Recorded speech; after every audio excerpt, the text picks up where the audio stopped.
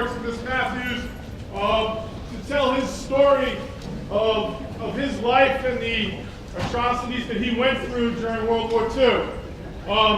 You're in for a real treat.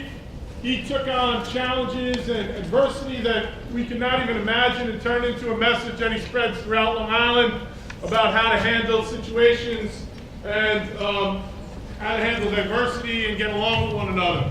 So he's been able to take his life story and turn it into a message to better the community. So please give him your undivided attention.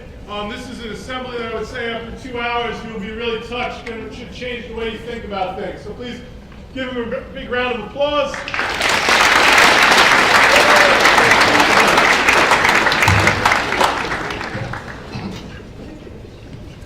Good morning. Today I'll be talking to you about what happens when we don't take care of each other. On August 24th, 1941, in the middle of World War II, while Germany was bombing Great Britain, Prime Minister Sir Winston Churchill addressed the people of Great Britain. He spoke to them on the BBC about the German invasion of Russia. And this is what he had to say. The aggressor, and by this he meant the German military, retaliates by the most frightful cruelties. As his armies advance, whole districts are being exterminated. Scores of thousands, literally, scores of thousands of executions in cold blood are being perpetrated by the German police troops upon the Russian patriots who defend their native soil. Since the Mongol invasion of Europe in the 16th century, there has never been methodical, merciless butchery on such a scale or approaching such a scale. And this is but the beginning. Famine and pestilence have yet to follow in the bloody ruts of Hitler's tanks. We are in the presence of a crime without a name. It took many years until a name could be found. The name is the Holocaust. And I'm here to speak about it today. But before we speak about the Holocaust, there are a few questions which we have to answer. The first is obviously, what do the words Holocaust and Shoah mean? Holocaust comes from the Greek translation of a Hebrew word from the Bible. It consists of two words, holos, which means whole, and kaustos means to burn. It means a whole burnt offering, an offering that doesn't serve neither God nor man any good. In other words, a useless killing. And Shoah is Hebrew. It simply means disaster or tragedy. So you can use either one of the words, and particularly if you know which one to spell. The question is, what was the Holocaust? The Holocaust was the Nazis' destruction of selected groups and their culture. The Nazis didn't just randomly kill people, but they robbed their museums and houses of worship and then set them on fire. Do we have really any proof that the Holocaust happened? Sure, we have mass graves, we have witnesses, we have what's left of concentration camps, we have US documentation. Every time a concentration camp was liberated by American forces, photographs were taken, people were interviewed, artifacts were kept. We have photographs taken by murderers. Many of the pictures you're going to see are photographs taken by murderers. As a matter of fact, I showed you already one. And we have trials of murderers. But despite all of these proofs, there are still people who walk around and will say that the Holocaust never happened. Who are these Holocaust deniers? Holocaust deniers are people who hate all who are not exactly like them. They believe that this is the proper way to treat Jewish men, this is the proper way to treat gay people, and this is the proper way to treat people of color. Holocaust deniers believe that their imagined supremacy as some master race justifies the murder of everybody else. Never ever debate a Holocaust denier, because truth does not need a defense. So the next question really is, what caused the Holocaust? In the late 1920s, in Europe and in the United States, there was the crash of the stock markets, there was unemployment, and in Europe there was also the devaluation of money.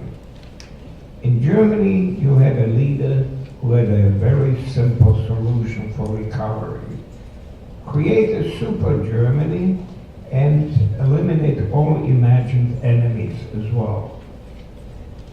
Who are these enemies? The enemies were communists, political opponents, critics, writers, artists, the inferior and the useless. So the question is, who are the inferior and who are the useless? Jews, Catholics, Jehovah's Witnesses, gypsies, black people, communists, and gay people, they were labeled as inferior. And the handicapped people were labeled as useless. And they were murdered. Of course, we call this intolerance, and our ambition is to be exactly the opposite, tolerant. But tolerance means to put up with something. We don't want tolerance. What we want is acceptance. Accept people regardless of color, race, sexual orientation, age, origin, religion, or sex. There's nothing you can do about any of these things. And bullying for any of these reasons in New York State is considered a hate crime. And the shortest penalty is 18 months in jail, even if you are under 16. If you have a criminal record, you belong to the group where 3 out of 4 people are unemployed. Nobody in this room, by looking at these boxes, would say for sure which of them contains gold and which contain garbage. Yet there are many of you who, just by looking at people, seem to know exactly who is good and who is bad. Let me ask you this. Would you like to be judged for college admission based on your looks? Of course not. So, why judge other people? The next question is, was the Holocaust a battle of Christians against Jews? That's how it's very often being represented. We know that 6 million Jews died. But what is truly, unfortunately forgotten is that roughly 6 million Christians and Muslims died too. Altogether, roughly 12 million people were murdered. 12 million civilians. People who were opposed to government, who simply did not believe in the policy, in their policies. If I were to ask you to imagine 12 million people, you couldn't. The number is much, much too large. So let's do this. Let's line up 12 million people. One person behind the other, and allow 1 foot 3 inches for each person. That's about the length of your arm. And if you started that line in New York City, that line would stretch from New York across the Midwest, the Rocky Mountains, all the way to California. That's 12 million people. Roughly 6 million died in various concentration camps, and the other 6 million in the killing fields of Ukraine and Eastern Europe. Whenever we speak about the Holocaust, we say the Germans did this, the Germans did that, the Germans did the other, but were really all the killings done by the Germans? Look at this list. Every single nation that Germany occupied provided collaborator killing units. Every single nation, with the exception of one, Bulgaria. So how was it possible for so much evil to succeed? It has been said that all that is necessary for evil to succeed is that good people do nothing. In 1933, when Hitler came to power and they were burning books by French, British, American and German authors, the good people did nothing. When they arrested people and put them into jail and concentration camps, the good people did nothing. When they labeled paintings by Van Gogh and by Picasso as degenerate art, the good people did nothing. When they murdered 1,900 Catholic priests, the good people did nothing. When they arrested people of color and put them into concentration camps, the good people did nothing.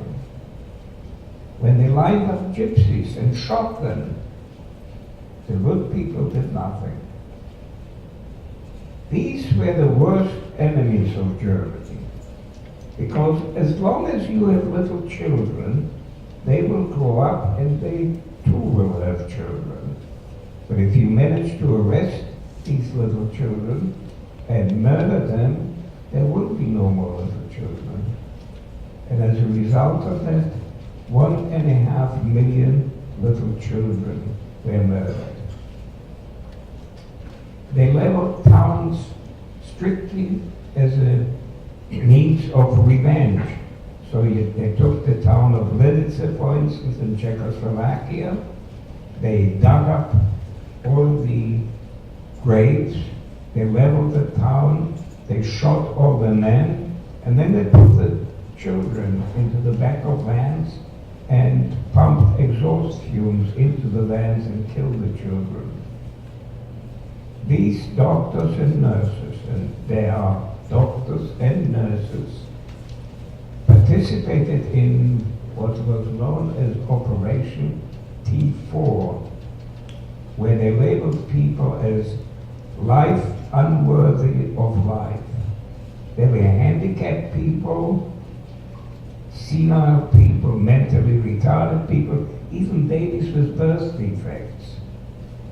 They injected them with gasoline, or they placed them into gas chambers. And 270,000 of them were murdered. I'm not talking about Jews, I'm talking about Christians.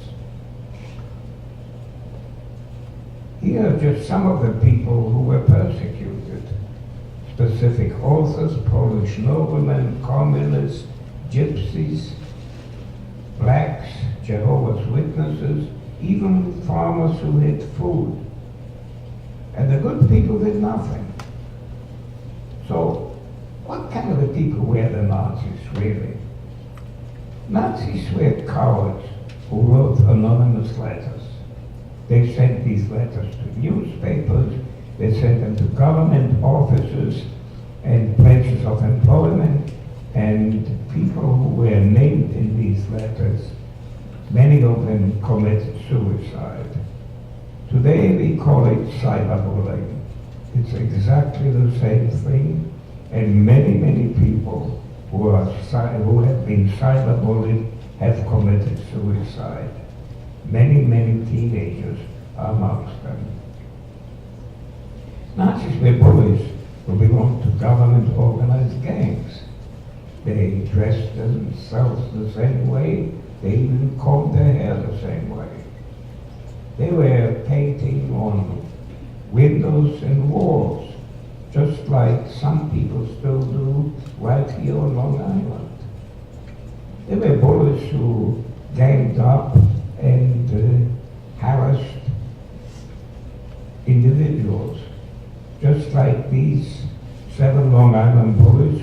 2008 murdered Marcelo Lucero. Nazis knew one thing for sure, that bystanders protect bullies. So as long as you have bystanders, they will protect the bully and even help in a way. Here you have two Jewish students standing in front of a blackboard where somebody had written, "The Jews are our biggest enemy." And look how everybody is looking at the blackboard. They don't look at the students. They have been humiliated.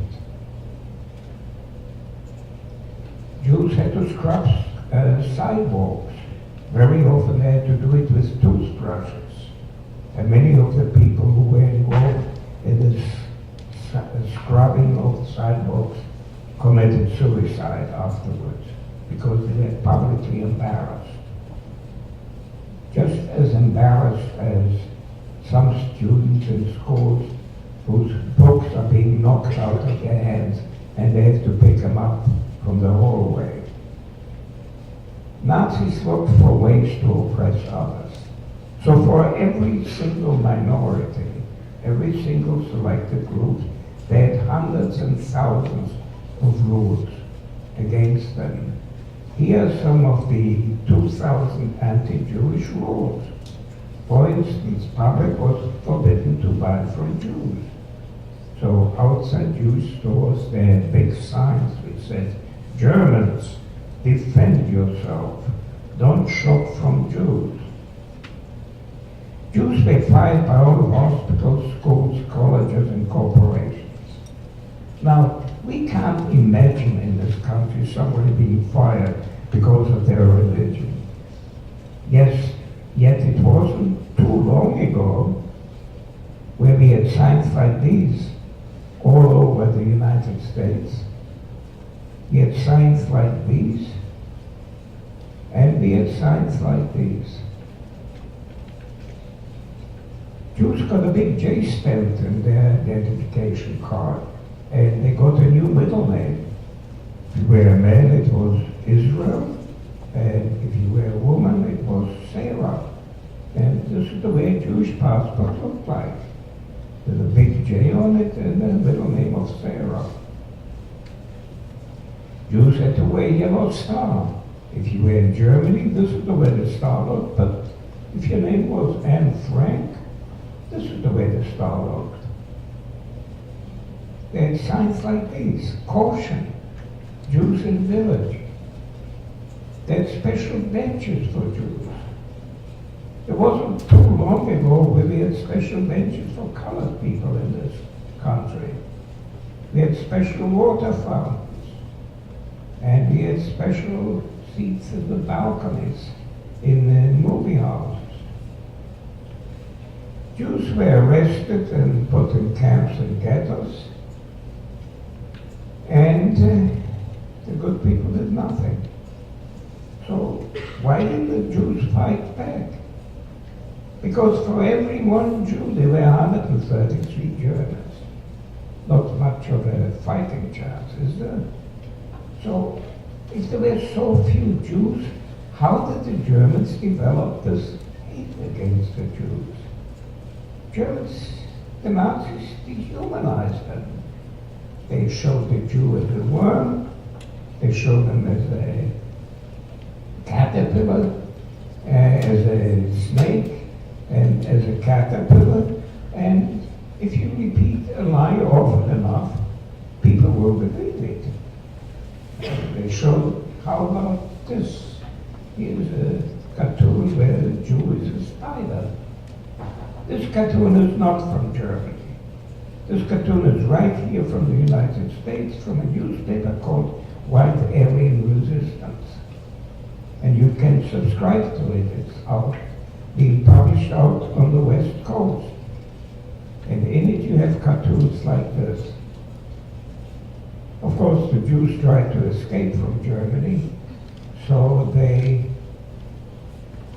32 nations got together to decide who is going to accept some Jews. And there were large nations such as Australia, Argentina,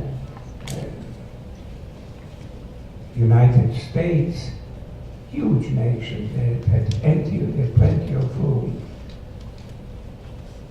But the tone for the conference was set by the Canadian representative when he said, let the Germans solve their Jewish problem.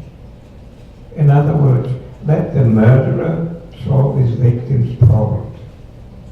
And as a result of that, only one nation, the Dominican Republic, was the only nation that opened its arms. And when in other words, the good people did nothing. And when the Germans heard that the world didn't give a damn about the Jews, you had the night of the broken glass. And in one night, untold number of homes were ransacked, 7,000 businesses were destroyed, and 1,700 houses of worship were destroyed or vandalized, and 30,000 people were arrested, and within a month 1,000 were murdered. And then the Jews were fined for these Nazi riots $400 million. And the good people did nothing. There was only one nation that really opened its arms. That was tiny Great Britain.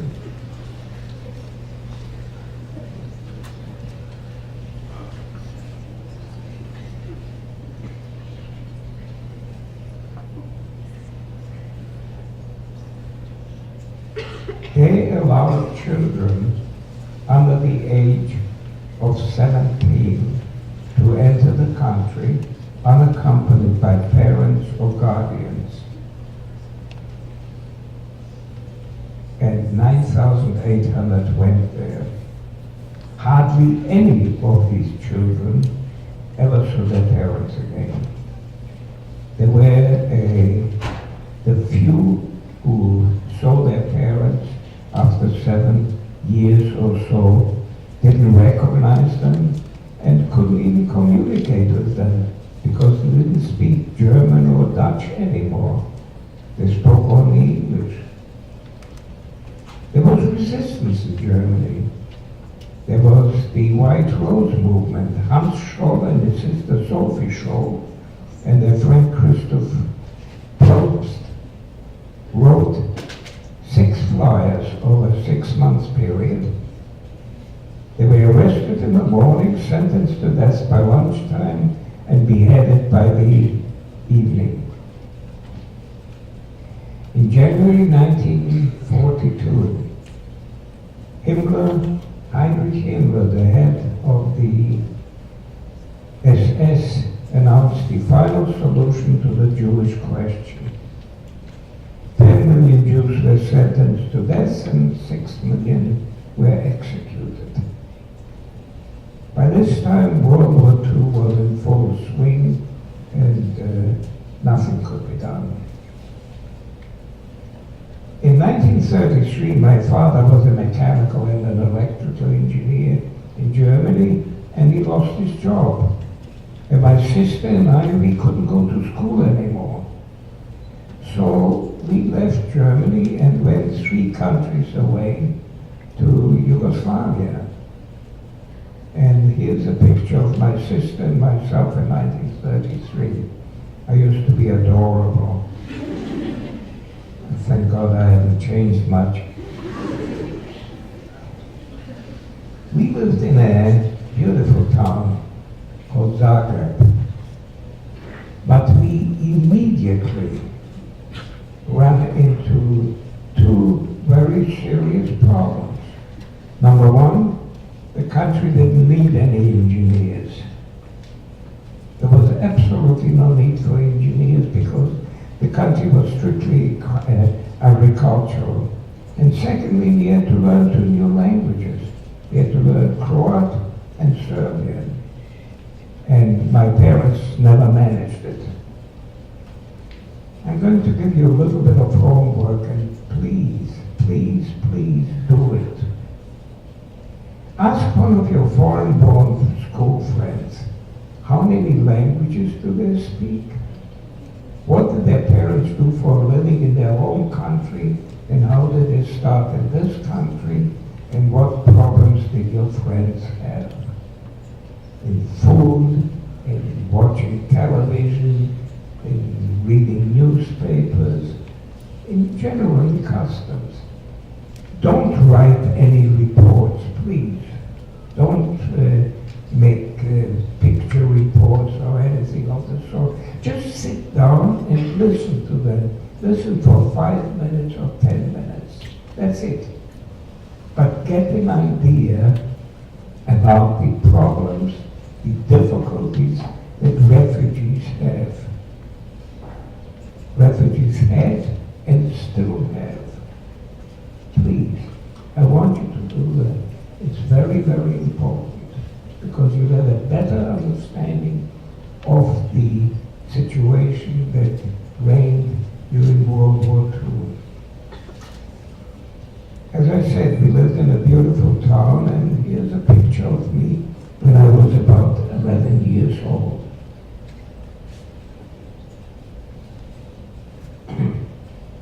In the meantime,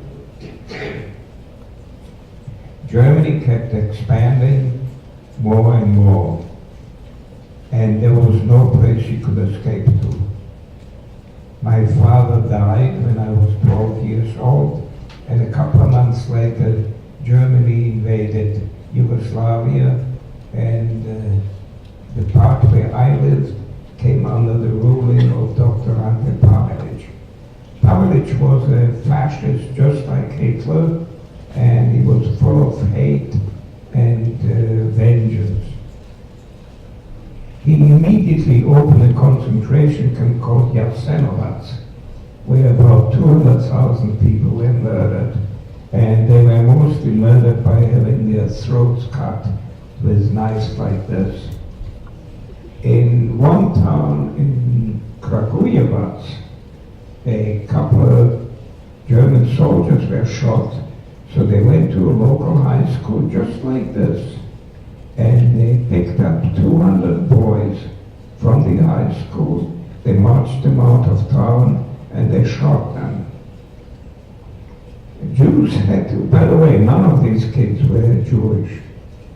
Jews had to wear yellow star, and if you notice, they had to wear yellow star in the front and also on the back. So as you walked along the street, people would push you and use obscene language and stuff like that. And if a soldier was on the sidewalk, you had to step into the gutter. You couldn't be on the same sidewalk with the soldier. My mother was afraid that something is going to happen to me and my sister. She placed my sister with one family and placed me with another, with a couple that worked for the resistance movement. And so from the age of 13 to the age of 15, I worked for the resistance movement. I developed films, I made enlargements, but I lived in hiding. I couldn't wear any shoes because the people in the apartment below would hear me. I couldn't go near the window because people from the street would see me. When I was 15 years old, there was a knock at the door, and a group of Gestapo agents walked in. And they all had guns, and they arrested the couple, and they arrested me too. They took me down to their headquarters, and they were questioning me.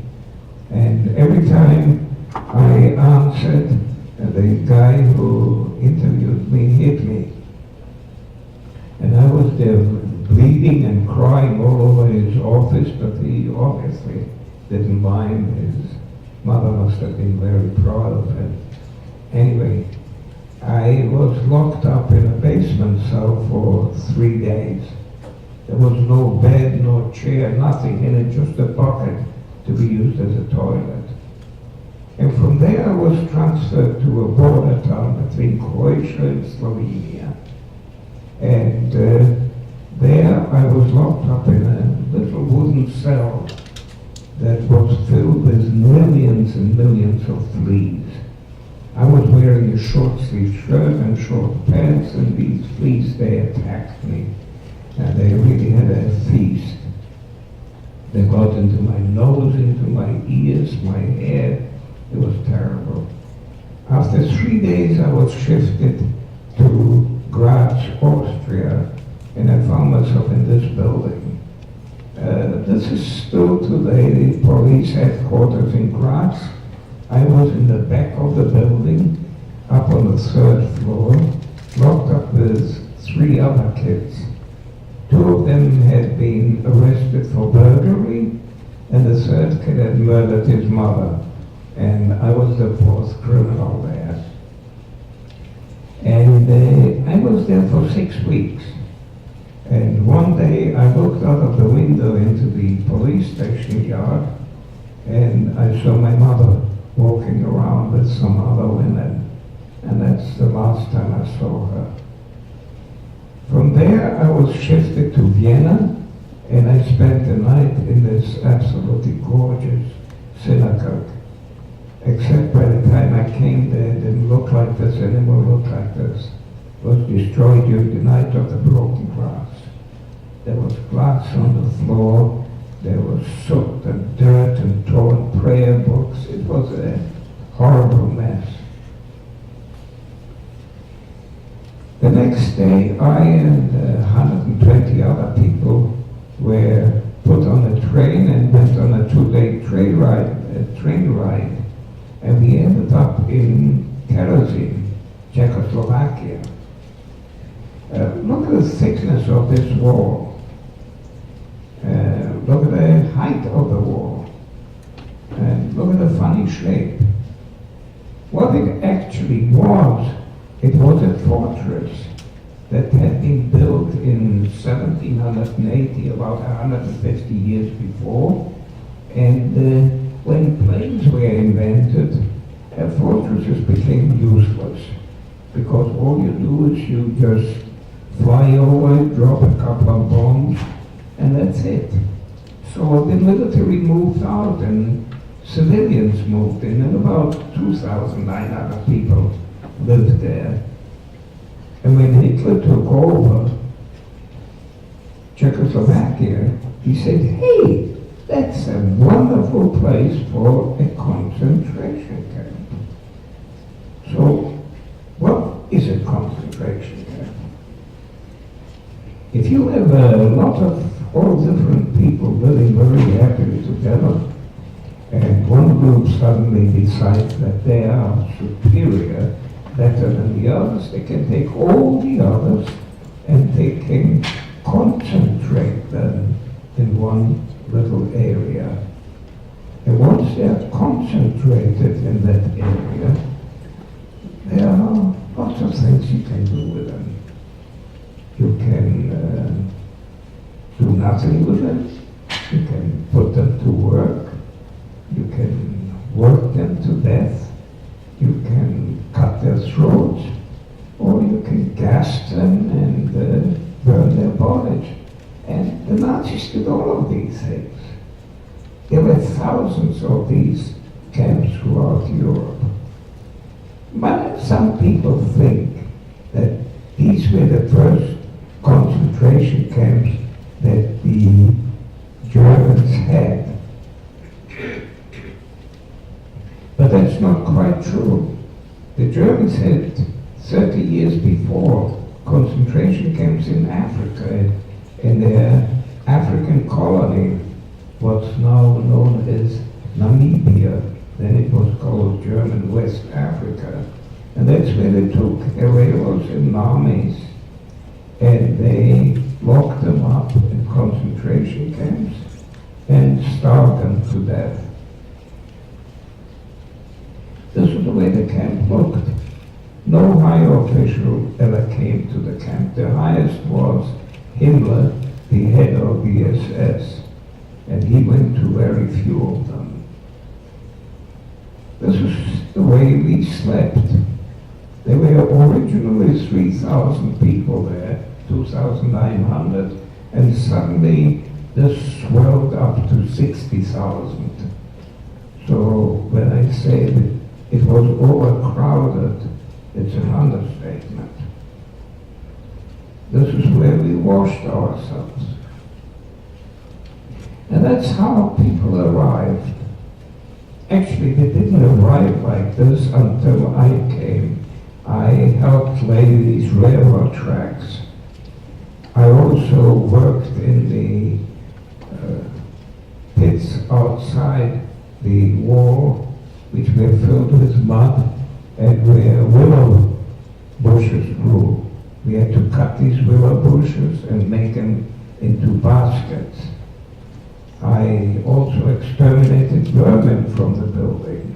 I taped up the inside of the windows, and then we took cans of poison gas, put on gas masks, and spilled these pellets around the building, slammed the door shut, came back the next day, aired the place, and swept out any dead rats and mice. I was there for roughly 10 months. I had no connection whatsoever to the outside. I didn't know anybody there. And after 10 months, they brought in a whole bunch of railroad cars just like this. Cattle cars, there's no seats or anything inside. They loaded us up, 100 people per car, put in a bucket, and locked the doors and windows, and off we went on a 3-day train ride east. The buckets overflowed in an hour, and we were lying in our feces and in our urine. And after an hour, the doors were over, and after 3 days, the doors were opened, and we were faced by a group of SS men and people in striped uniforms. And if you look at the picture carefully, you will see that every one of them has a walking stick. And they were hitting us with these sticks over their head, in the faces, wherever they could. There were people lying on the ground, bleeding, crying, screaming. It was like a scene out of hell. The SS men, they wore the traditional SS caps, but they didn't have the SS arrows on their lapel. Instead, they had a skull and crossbone. These were special SS men assigned to concentration camps. And many of them were volunteers. Behind us was a gate, underneath us was mud, and next to us was electrically charged barbed wire. So we asked, where are we? And they told us, you're in Auschwitz II, or Birkenau, which was an extermination camp. We've never heard of Auschwitz, we never heard of Birkenau, and never of extermination camps. There were actually 3 Auschwitz camps there. There was Auschwitz I, which was strictly, these were buildings where German criminals from German penitentiaries were kept. There were murderers, thieves, people who had spent many years already in jail, and they were sent there for work. They had to be guards inside the other concentration camps. Then there was Auschwitz III, which was a small factory, and then there was Auschwitz II, where we were. And this is the way the camp looked. Everybody arrived at the green spot at the bottom. And the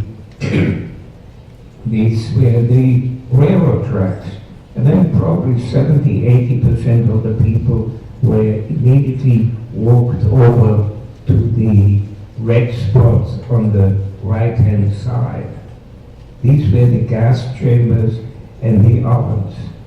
All the property that they brought with them, including the clothes that they wore on their backs before they were killed, were stored in the area with the black spot in between the red spots. That area was called Canada. I haven't got the slightest idea why it was called that way, but that's what it was. The area above the green spot was, there were actually 6 small camps. Each of them had about 5,000 prisoners. And they each served a special purpose. There were a couple of them which were strictly for men. Then there was one camp for Jehovah's Witnesses and one camp for gypsies. While I was there, one day all the Jehovah's Witnesses were sent to the gas chamber, and another day all the gypsies in the other camp. The area below the green spot was the women's camp. That's where Anne Frank and her sister were. And over on the right-hand side, where the blue spot is, that's where the SS had their barracks. And although the Allied troops knew what was going on,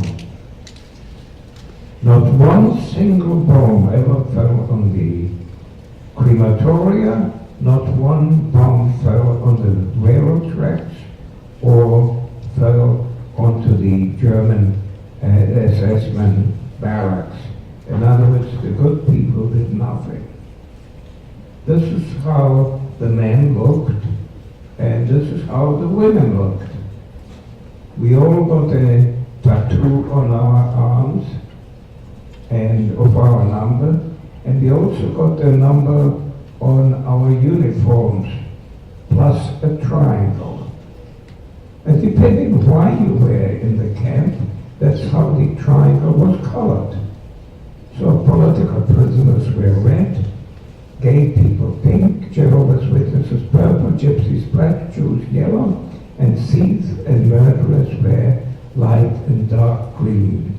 And these thieves and murderers were kapos, short for camp police.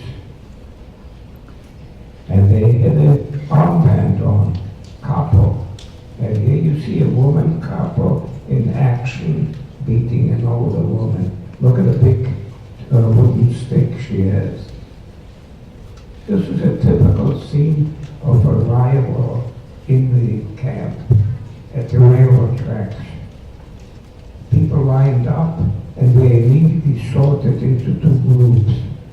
One group, which went to the gas chamber, consisted of all children under the age of 12, all people over the age of maybe 40, pregnant women, handicapped people.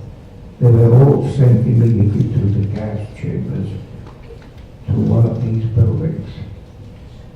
This is the way the barracks looked. This is where we lived. There were 6 people on each level of these beds, of these bunk beds. And sometimes the top level would fall on the middle level, the middle on the lower level, and kill the people on the lower level. There was a constant dribble of urine and feces from one deck level to the other. This is a picture after liberation. When half the people were gone, this is a woman's barrack. And you can see how crowded it was, and this is a men's barrack, again at liberation time, when half the people were gone. The man in the middle is the only 2 properties that we had, a bowl and a spoon.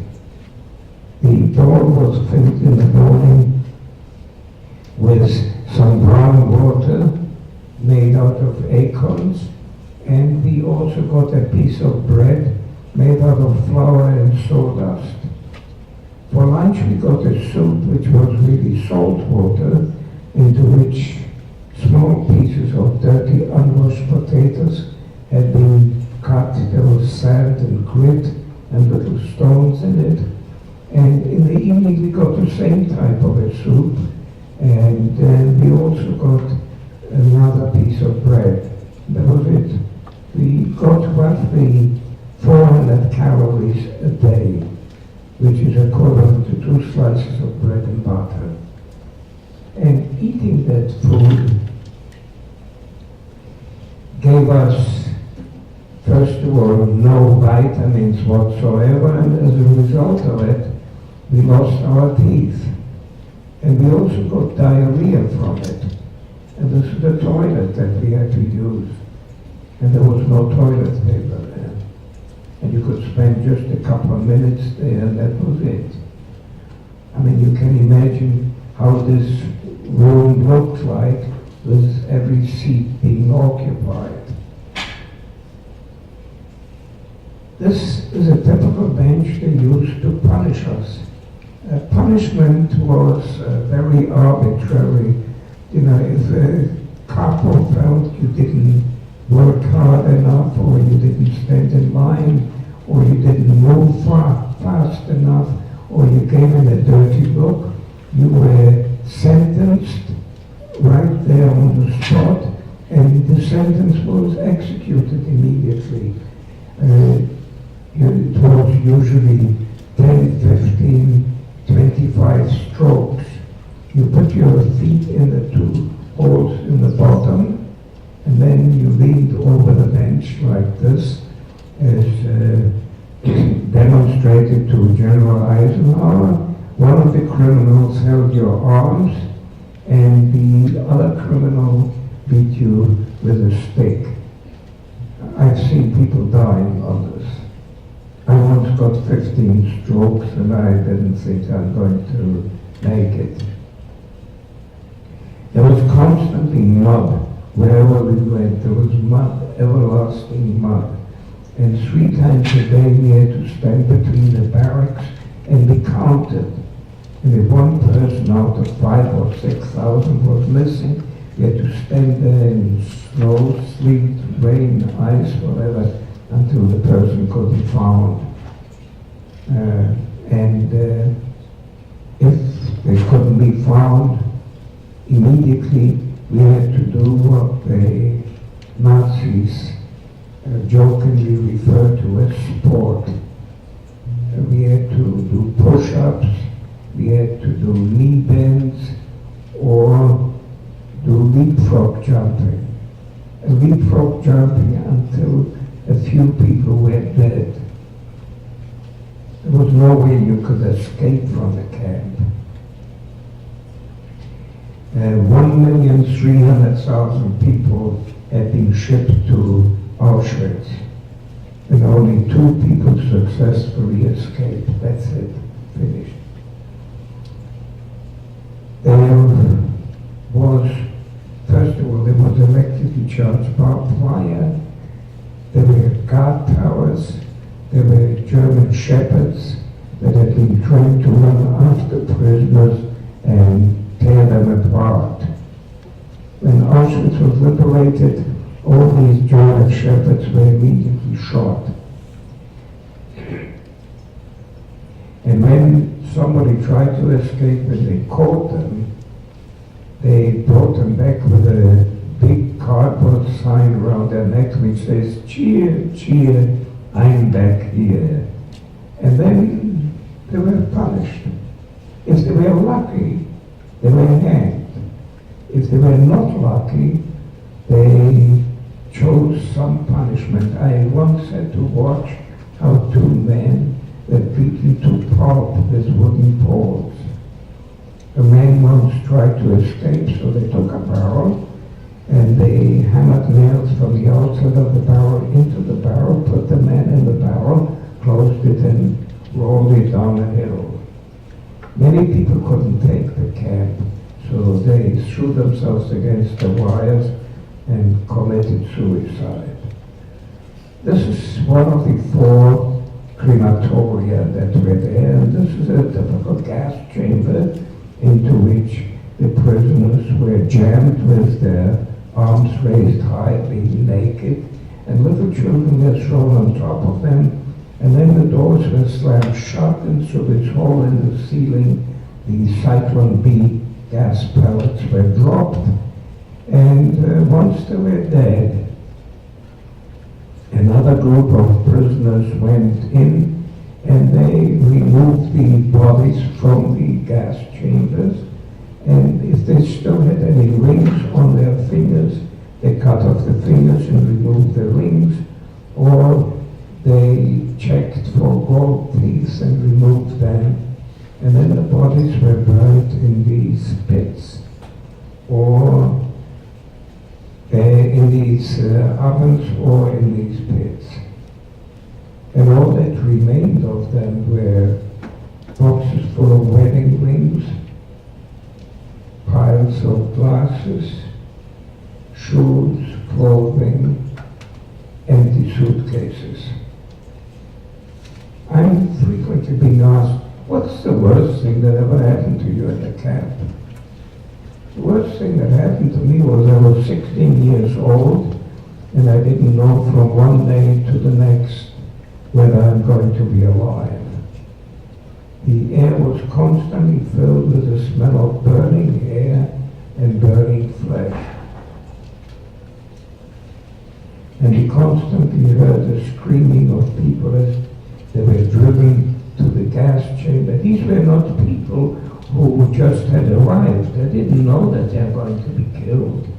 But people who already spent several months in the camp, they knew exactly what's going to happen. One day, Dr. Mengele came into the camp. Dr. Mengele was a German doctor who experimented on prisoners. He was also known as the angel of death because he selected people for the gas chambers. And he stood there with a whole group of SS men, and they were telling jokes. They were having a fabulously funny and good time. And all the young men in the camp, we had to strip naked, and we had to run past Dr. Mengele. And we were running for our lives. We were trying to look taller and stronger and healthier and happier and you name it, anything that would give us some advantage. And he stood there and occasionally with a finger pointed in another direction, so the person had to go to the other direction. When I was finished with it, there were 300 of us on that pile, and then we had to go again, and then there were 200, and eventually there were 89 of us. And the 89 of us, we were sent to another camp. We had to put our clothes back on and go to another camp, where in the back of the barracks where we were, where the camp girl was. Over the next 5 days, the remaining 5,000 prisoners in the camp were sent to the gas chambers. And of the 89, 10 months later, there were only 46 of us still alive. 46 out of roughly 5,000. I was sent to Auschwitz I, and Auschwitz, where all the criminals were. And I had to work in the stables. I had to brush the horses, clean the stables, water them, and feed them, which was good because the horses were eating dried sugar beets, and I discovered that I too can eat dried sugar beets. So I stole some of their food, and I'm quite sure they forgave me. In January 1945, there was heavy snow, and it was the coldest winter on record in the 20th century. And the Russians were advancing. All the SS men, with some minor exceptions, were sent to the Russian front. And all the German criminals were put into uniforms and sent to the Russian front. And the rest of us, we were given a piece of bread and we started on a death march. We walked for a couple of hours and then we stopped, and those who couldn't get up, they just froze to death in the snow. Sometimes SS men shot them. And we continued like that for the first day. We slept in some stables, and then we continued the next day. Next day was very, very difficult for many people. They started stripping their clothes off because it was too heavy. There were bodies all over. And by the third day, we arrived at a railroad siding, and there were open railroad cars, just like these. We had walked at this point 35 miles, and of the 60,000 who had started this trip, 15,000 were dead. And we were loaded into these open railroad cars. You haven't lived until you traveled in the winter in an open railroad car with a steel floor. And we traveled like that under the guardianship of young kids, 14-year-old kids with guns. At one railroad station in Moravska Ostrava in Czechoslovakia, we stopped, and there was a railroad engine on the other track, and there was a man walking around, and I gave him a bowl, and I asked him if he can put some of the water from the piston in, and that dribbled out the condensed steam, and he did that. And to this day, I will not forget it. It was the first warm water that I had, first warm food that I had in 4 days or so. And it was probably the best food I ever had in my entire life. From there, we, as I said, for 4 days we were in the open railroad cars, and then we traveled to Mauthausen. I must have passed out after a day and a half in the train because I can't remember what happened afterwards. And we arrived in Mauthausen, which was a concentration camp from hell. About half the people in the train were dead. And those of us who came to know Mauthausen have known it as a place from hell. Prisoners had to carry 180, had to walk up 186 pounds steps, and then the Nazis played a game with them called parachute jumping without a parachute. They had to push each other off the cliff into the valley. They were stripped naked in the winter and sprayed with water. They had a chamber there where they extracted the air. We who were still alive limped through this door, through the mud, and into one of these barracks, and were showered. And we all collapsed, screaming with pain. It was the most excruciating pain I've ever endured in my entire life. It was unbelievable, because we were all frostbitten. Some of the prisoners died right there on the spot. After 3 days, my feet started to rot, and there was a Serbian prisoner of war who was a doctor before the war, and he cut off my toes on one foot and part of the toes on the other how he saved my life. Bandaged it up with paper. And then things got really bad because we were squeezed between Russian forces and American forces, and there was no food there. And this is the way we looked. And that's not mud on his feet, that's his excretion. And the majority of prisoners looked like this. We didn't wash for 4 months.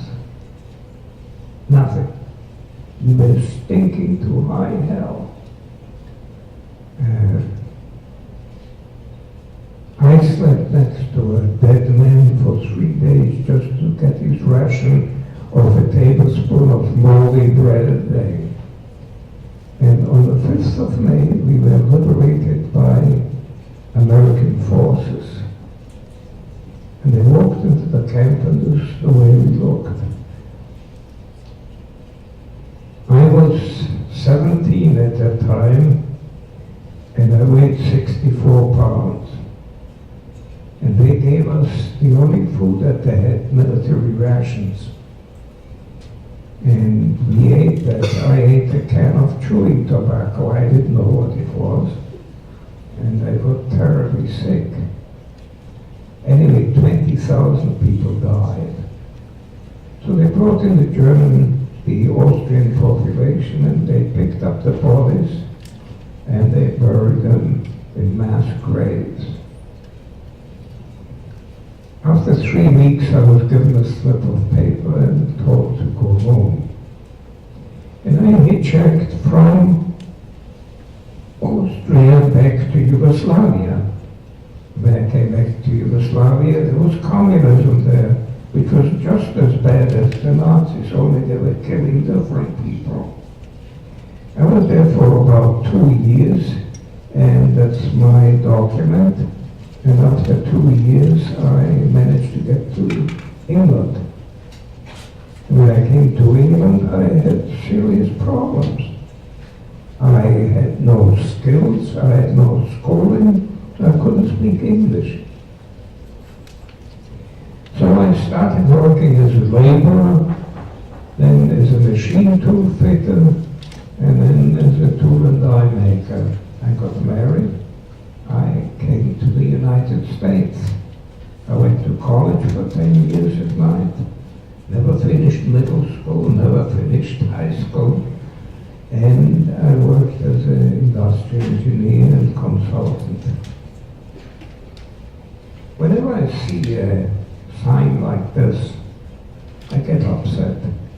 It truly upsets me because it brings back memories of not only horror, but the killing of my mother, the killing of friends, killing of many, many people.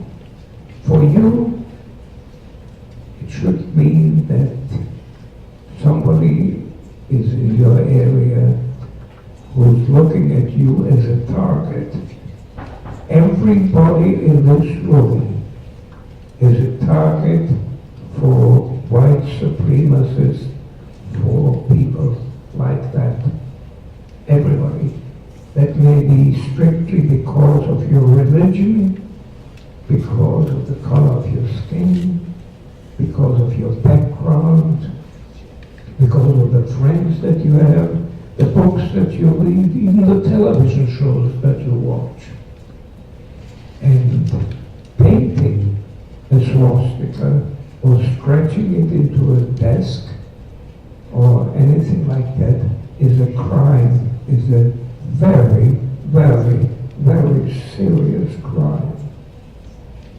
I can't tell you how serious it is. It is something that will ruin your entire life.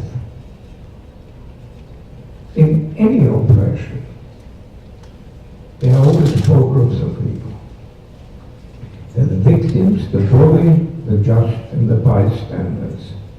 The victims can be divided into the dead, who are commemorated by tombstones or monuments,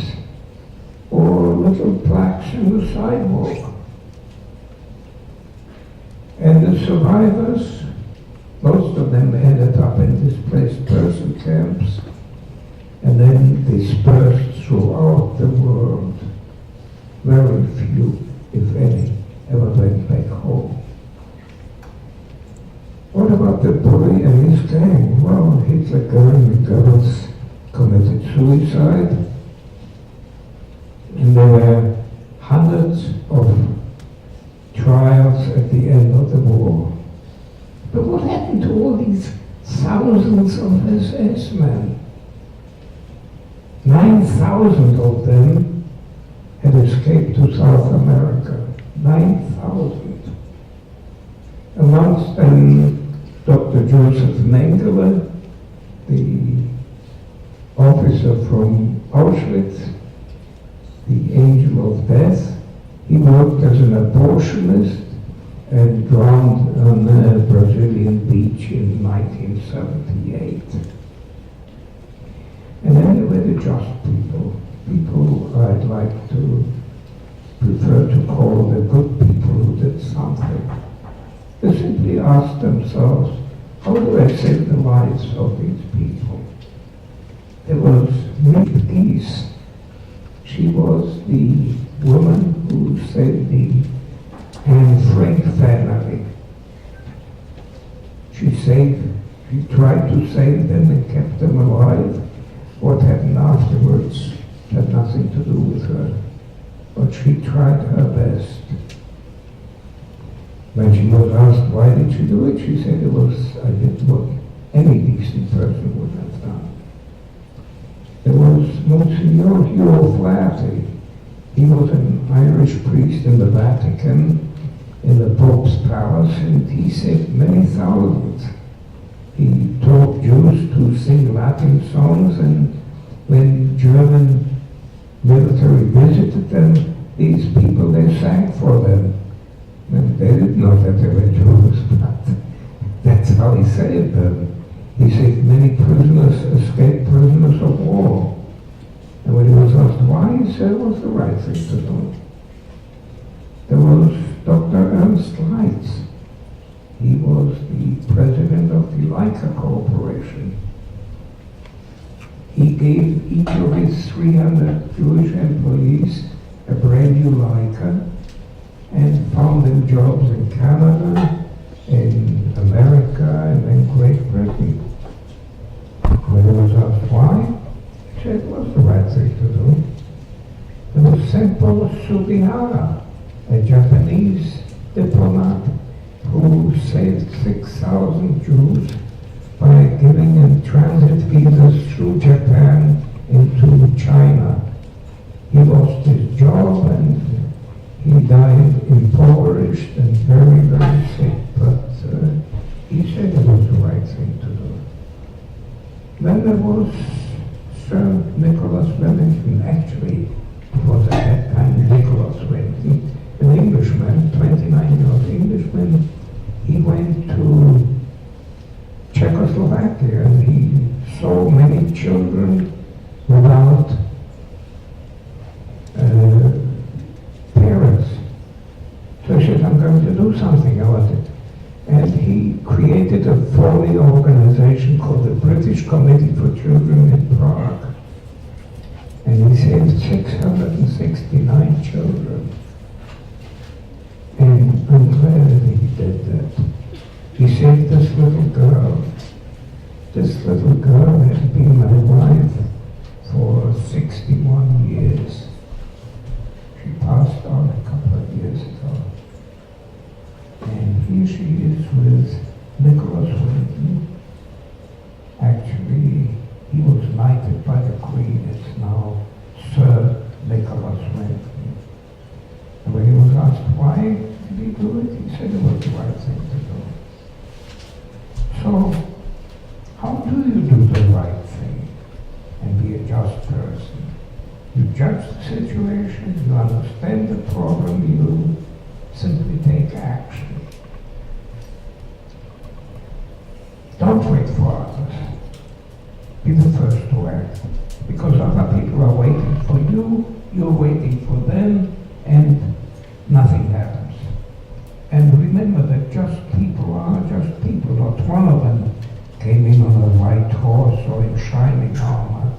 They're just people, just like you.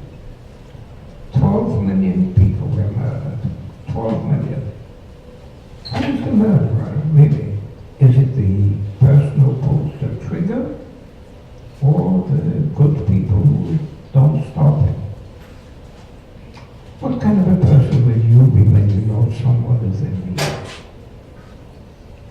You can be one of the good people who does nothing. You can be like a friend of Annabelle Cat. Annabelle Cat was taking dope. Her friends knew it. They could have reported her. She could have been given treatment. She could be amongst us today, but no. Nobody said a word. She overdosed. She's dead. Audrey Pott, young girl. Somebody took a picture of her in the nude and posted it on the internet. Her friends could have stopped it, but they didn't. She was so embarrassed, she committed suicide. She's dead. And these kids, they were all bullied, every one of them. And the friends could have stopped it, but they didn't. They didn't say a word. They all committed suicide. They're all dead. So, when should you speak up? You should speak up if you know someone is bullied or suffers for any reason. Help without being asked. Speak to your teachers, principals, security staff, parents, or guardians. Just remember one thing, that your teachers and your principals, assistant principal and principal, are trained to help. They know how to help. They are here to help. Nobody said it better than the late Dr. Martin Luther King when he said, in the end, we will remember not the words of our enemies, but the silence of our friends. He was right. I can't remember what Hitler said. I can't remember what Goering said.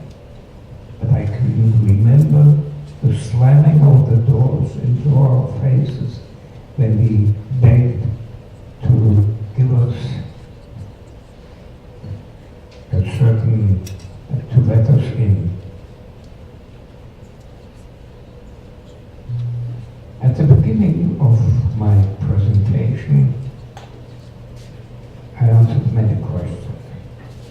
Now, by a show of hands, I would like you to answer just one simple question. How many of you will promise to help a friend without being asked? Let's see.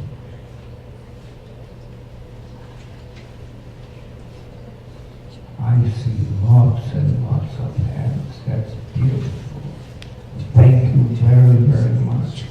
If you know your friend is in pain, then report it. It is not snitching, please. Don't mix up reporting with snitching. It will change two lives, your friends and yours, because now you know what happens when we don't take care of each other. Please, don't be a silent friend. Thank you very much.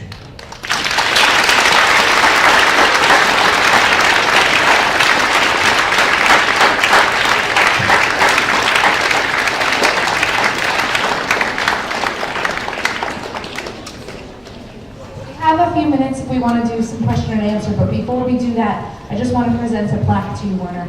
You've been coming to our school for 15 years, and we have something that just simply says, in grateful appreciation for being one of the good people who does something. West Islip High School, presented to Werner Reich.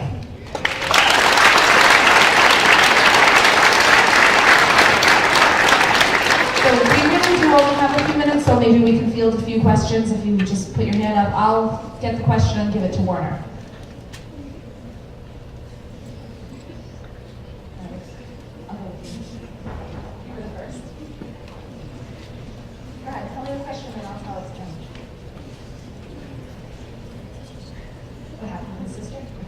Werner, the question is, what happened to your sister? What happened to my sister? My sister was placed with another family, and after about a year or so, the family said, listen, it's getting too dangerous for us, I don't want you. We can't have you anymore around, so they said bye-bye, and she didn't know what to do. So she escaped to Italy. Well, escaping to Italy from Yugoslavia was like escaping from Iceland to New York, New Jersey. You know, it wasn't a big deal.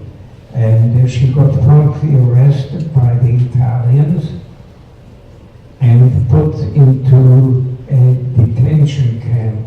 The Italians didn't have concentration camps, they were having detention camps because the Nazis insisted on it.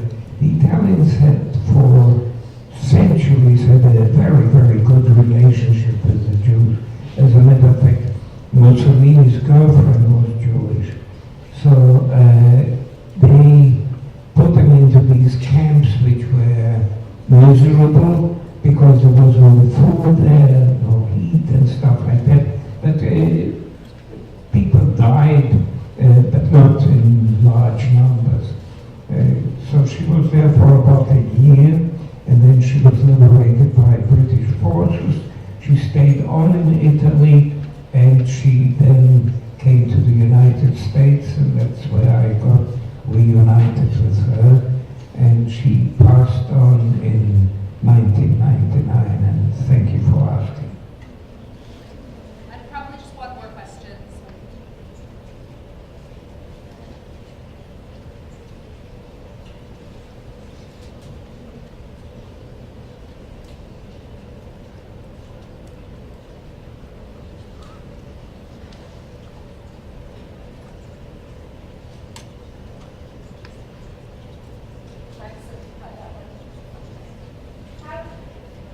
I'll just try to simplify that. How does it feel that,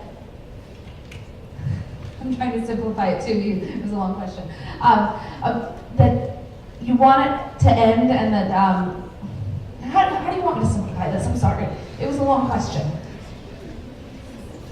That it's still happening? Is that Going through all the things, going through all the things that you went through, and that we said that we never allowed these things to happen again after World War II. How does it feel to know that we've allowed these things to continue to happen and they still happen today?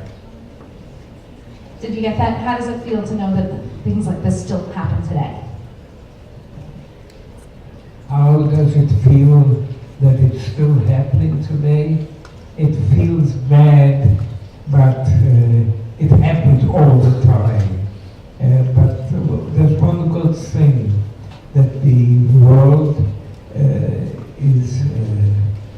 that more people are aware of it and more people are taking action. It's not as it was before, where these things went on for centuries and nobody did a thing. Today people are opening their mouth. People are objecting to it. And people are taking actions. I've seen it's not anymore these. There are in the Middle East and in some other areas, some small countries, but it's not as dominant as it used to be. The difference between the classes has definitely diminished.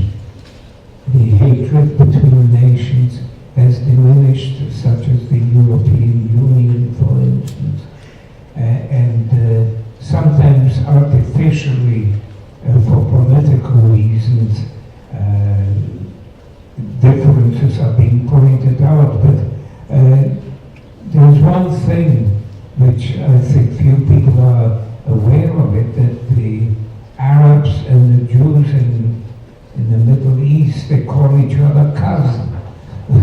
So, but that's not being publicized. It's only publicized that there is hatred, but they have in Israel, for instance, you have Arabs in the Knesset, in their parliament. So there is all over, there are things that have changed. And you cannot in a couple of years change thousands of years of tradition, of power, of supremacy, of whatever else. All right, so it seems as though the bell has just rung, so go ahead.